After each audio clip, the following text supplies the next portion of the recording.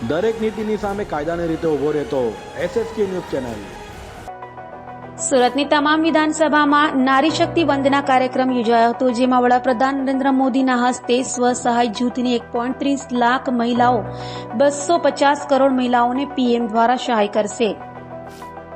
સુરતના અંબાનગરની પ્રાથમિક શાળામાં યોજાયેલા કાર્યક્રમમાં ગૃહ રાજ્યમંત્રી હર્ષ સંઘવી ઉપસ્થિત રહ્યા હતા અને તેમણે રાજ્ય સરકાર તેમજ કેન્દ્ર સરકારની અલગ અલગ યોજનાઓ બાબતે માહિતી આપી હતી અને કેન્દ્ર સરકારે મહિલાઓ માટે કરેલા કાર્યો બાબતે હર્ષ સંઘવીએ PM મોદીનો આભાર પણ માન્યો હતો। સુરતની તમામ વિધાનસભામાં નારી શક્તિ વંદના કાર્યક્રમ યોજાયો। કાર્યક્રમ અંતર્ગત વડાપ્રધાન નરેન્દ્ર મોદીના હસ્તે 13,000 સ્વસહાય જૂથની 1.30 લાખ મહિલાઓને 250 કરોડની સહાય કરવામાં આવશે। સુરતના અંબાનગરની પ્રાથમિક શાળામાં ગૃહ રાજ્યમંત્રી હર્ષ સંઘવીની ઉપસ્થિતિમાં કાર્યક્રમ યોજાયો। સાથે જ કાર્યક્રમમાં સુરત મહાનગરપાલિકાના કમિશનર શાલિની અગ્રવાલ સહિત મહાનગરપાલિકાના હોદ્દેદારો પણ કાર્યક્રમમાં ઉપસ્થિત રહ્યા હતા।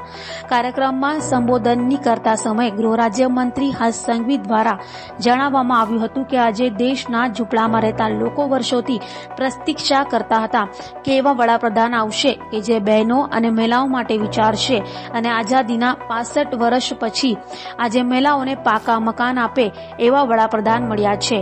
હજુ ઘણા પાકા મકાનો બનાવવામાં આવી રહ્યા છે। તેમણે એવું પણ જણાવ્યું હતું કે અહીંયા બેસેલા ઘણા બહેનોએ ભૂતકાળનું શાસન જોયું છે।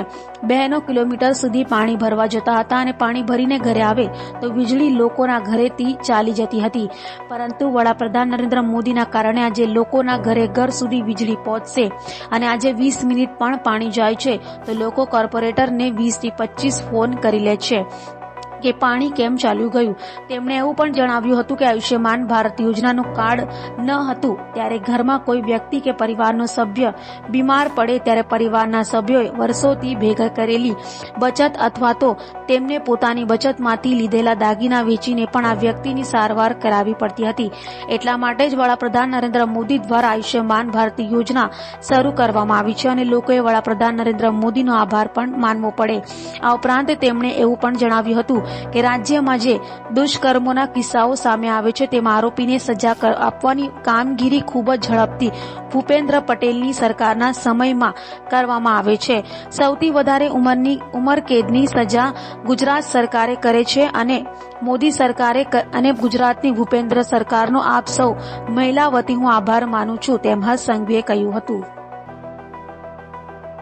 CA, વકીલ, શિક્ષણ, ડોક્ટર, IT, પ્રોફેશનલ, વેપારી, ખેલાડી, પૂર્વ સૈનિક, સહકાર ક્ષેત્રે જેવા વિવિધ વર્ગના લોકોને બી આ સૂચનના કાર્યક્રમોમાં સમાવી લેવામાં આવ્યા છે।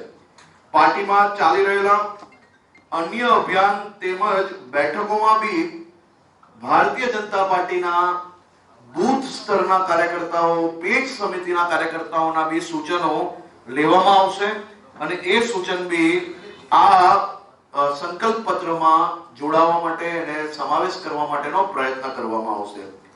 સૂચન સુઝાવો એકત્રિત કરવા ડિજિટલ માધ્યમનો બી આ વર્ષે વ્યાપક પ્રમાણમાં આપણે પ્રયોગ કરવાના છીએ।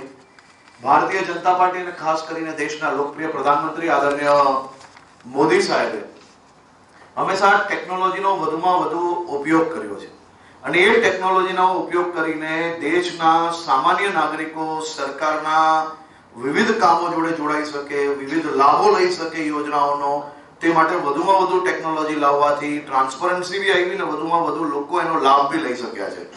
આજે ખાસ કરીને સુરત શહેરના નાગરિકોને હું એક નંબર જાહેર કરવા માંગુ છું, જે નંબર પર મિસ કોલ કરીને ખાસ કરીને આપ આપના સૂચન અને સુઝાવ આપી શકશો।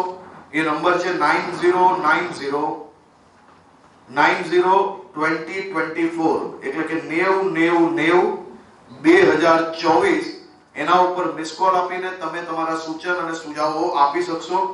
છેલ્લા 10 વર્ષની કેન્દ્ર સરકારની તેમજ રાજ્ય સરકારની સિદ્ધિઓ વિશે 5 થી 7 મિનિટ તમામ લોકો જે પોતપોતાના વિચારો રજૂ કરી શકે અને એ વિચારોના માધ્યમથી તેમના મનની વાતો લોકો સુધી પહોંચાડી શકે તે માટેનો બી પ્રયત્ન કરવામાં આવ્યો છે। મોદી કી ગેરંટી મોદી કી ગેરંટી એક એવો શબ્દ છે, એક એવો વાયદો છે કે જે વાયદો, જે ગેરંટી 100% એ ગેરંટી પૂર્ણ થાય તેવું દેશભરના નાગરિકોને સંપૂર્ણ વિશ્વાસ છે. મોદી કી ગેરંટી દેશની અંદર ધર્મસ્થાનો એક પછી એક, જેમ કે અયોધ્યામાં ભગવાન શ્રી રામલલ્લા બિરાજમાન થયા, ભવ્ય રામ મંદિર બનાવવામાં આવ્યું, કાશી વિશ્વનાથ કોરિડોર ડેવલપ કરવામાં આવ્યો, ઉજ્જૈન મહાકાલ ડેવલપ કરવામાં આવ્યું, કેદારનાથ બદ્રીનાથ ડેવલપ કરવામાં આવ્યું. માત્ર આટલું જ નહીં, ધર્મસ્થાનો જોડે જોડે દેશની મેડિકલ સીટો ડબલ કરવામાં આવી, 70,000 કિલોમીટરથી વધારે નવા હાઈવે ડેવલપ કરવામાં આવ્યા, એન્જિનિયરિંગ સીટોનો વધારો કરવામાં આવ્યો, દેશની અંદર મહિલાઓને હેલ્થ ગેરંટી આપવામાં આવી, આયુષ્માન ભારત થકી દેશના કરોડો પરિવારને પોતાના પરિવારની સ્વાસ્થ્યની ચિંતામાંથી મુક્ત થયા, દેશની તમામ માતા બહેનોને શૌચાલય ઘરોની અંદર બનાવીને ખુલ્લામાં શૌચમુક્તમાંથી મોટા ભાગના રાજ્યોને દેશમાંથી આમાંથી મુક્તિ અપાવવામાં આવી. ઉજાલા યોજના, ઉજ્જવલા યોજના, આ બધી જ યોજનાઓના માધ્યમથી મારી દેશની માતા બહેનોને જે વર્ષો વર્ષ તક, આઝાદીના વર્ષો વર્ષ વીત્યા પછી બી જે સુવિધાઓ મળવી જોઈતી હતી, એ આઝાદીના 65 વર્ષ પછી દેશના એક એવા પ્રધાનમંત્રી શ્રીએ આ બધી જ માતાઓનું, બહેનોનું સપનું સાકાર કર્યું. આઝાદીના લડવૈયાઓએ આઝાદી વખતે જે સપનું જોયેલું હતું એ સાકાર કરવામાં દેશના લોકપ્રિય પ્રધાનમંત્રી આદરણીય શ્રી મોદી સાહેબને ખૂબ મોટી સફળતા મળી. આજેનું જીવતું જાગતું ઉદાહરણ આપણે સૌ લોકોએ આ દેશમાં જોયું છે. મહિલાઓનો કાર્યક્રમ હોય, નારી શક્તિ વંદના કાર્યક્રમોનું આયોજન થાય અને એ કાર્યક્રમમાં રાજ્યની 182 વિધાનસભા પર આશરે 8 થી 10 લાખ બહેનો આદરણીય મોદીજીને આશીર્વાદ આપવા માટે આવે ને દેશભરમાં 85 લાખથી વધારે બહેનો આ કાર્યક્રમમાં જોડાય. આ દેશના ઇતિહાસમાં સાર્વજનિક જીવનનો સૌથી મોટો મહિલાઓનો કાર્યક્રમ આજે મોદીજીના માર્ગદર્શનમાં આયોજન કરવામાં આવ્યું અને નારી શક્તિને વંદના કરવાનો કાર્યક્રમમાં આજે ખાસ કરીને ગુજરાતની અંદર ખૂબ મોટી સંખ્યામાં બહેનો આ કાર્યક્રમમાં હાજર રહીને નારી શક્તિ વંદના કાર્યક્રમને ખૂબ મોટું સફળ બનાવ્યું. આ કાર્યક્રમ સફળ થયો અને સાથે સાથે દેશના ખૂણે ખૂણેથી ને ગુજરાતના ખૂણે ખૂણેથી મેં હું મોદી કા પરિવાર એના નારા ગુંજતા નજરે પડ્યા. ચારે તરફ આ નારા ચાલી રહ્યા હતા અને સુરત શહેરમાં બી આ કાર્યક્રમો ખૂબ મોટા પાયે આયોજન થયું છે.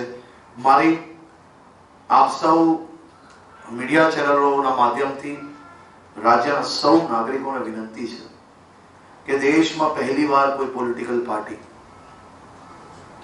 દેશના નાગરિકોના વિચારો, તેમના મનની અંદર જે અનેક પ્રશ્નો હોય, એમને જે સુવિધાઓની જરૂર હોય, એના જે સૂચન અને સુઝાવ હોય એ લઈને સંકલ્પ પત્ર બનાવવાનું આ અદ્ભુત કાર્ય અને આટલા મોટા પ્રમાણમાં કાર્ય હાથ ધરવામાં આવ્યું છે.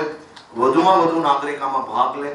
તમારા મનમાં જે કોઈ સૂચન હોય તે આપ જરૂરથી આપજો. આપના સૂચનોનું પાલન કરવાનો અમે જરૂરથી પ્રયત્ન કરશો અને આપ સૌના મનોના વિચારો પ્રમાણે આ સંકલ્પ પત્ર જ્યારે બનવા જઈ રહ્યું છે ત્યારે દેશના સૌ નાગરિકોને, ખાસ કરીને સુરત શહેરના નાગરિકોને હું ખૂબ ખૂબ અભિનંદન આપું છું.